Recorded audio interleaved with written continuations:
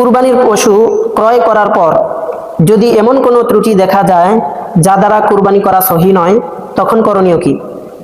যদি ব্যক্তিটি ধনী হয়, আরেকটি পশু ক্রয় করার সামর্থ্য থাকে, তাহলে ওই ব্যক্তির জন্য ওই ত্রুটিযুক্ত পশু ব্যতি রেখে আরেকটি পশু ক্রয় করে কুরবানি করা উত্তম। আর যদি ব্যক্তিটি গরিব হয়, গরিব ব্যক্তির জন্য ত্রুটিযুক্ত পশুই কুরবানি করা জায়েজ রয়েছে, কারণ লা ইউকাল্লিফুল্লাহু নাফসান ইল্লা উসআহা, আল্লাহ রাব্বুল আলামিন কোনো ব্যক্তির সাধ্যের বাহিরে কোনো দায়িত্ব অর্পণ করেন না। বিক্রেতা যদি পশুর বয়স পূর্ণ হয়েছে বলে স্বীকার করে এবং ক্রেতাগণ বুঝতে না পেরে বিক্রেতার কথায় বিশ্বাস করে পশু ক্রয় করে কুরবানি করে, তাহলে কুরবানি হবে কিনা? পশুর নির্দিষ্ট বয়স হয়নি, অর্থাৎ উট 5 বছর হয়নি, গরু ছাগল গরু মহিষ 2 বছর হয়নি, ছাগল ভেড়া দুম্বা 1 বছর হয়নি, কিন্তু বিক্রেতা গরুর ক্ষেত্রে বলতেছে আমার এই গরু 2 বছর বয়স হয়েছে।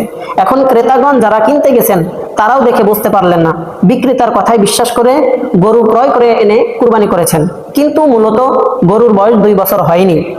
এখন যারা কুরবানি দাতা তারা তো দেখে শুনে নিয়ে আসছে, তাদেরকে কোনো ধরপাকড় করা হবে না। যে ব্যক্তি জালিয়াতি করেছে, মিথ্যা কথা বলেছে, অর্থাৎ বিক্রেতা, সে ব্যক্তিকে এই বিষয়ের জন্য আল্লাহ পাক ধরপাকড় করবেন।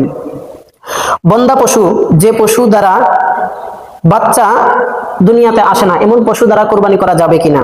হ্যাঁ, বন্দা পশু, যে পশুর বাচ্চা হয় না, এমন পশু দ্বারাও কুরবানি করা জায়েজ।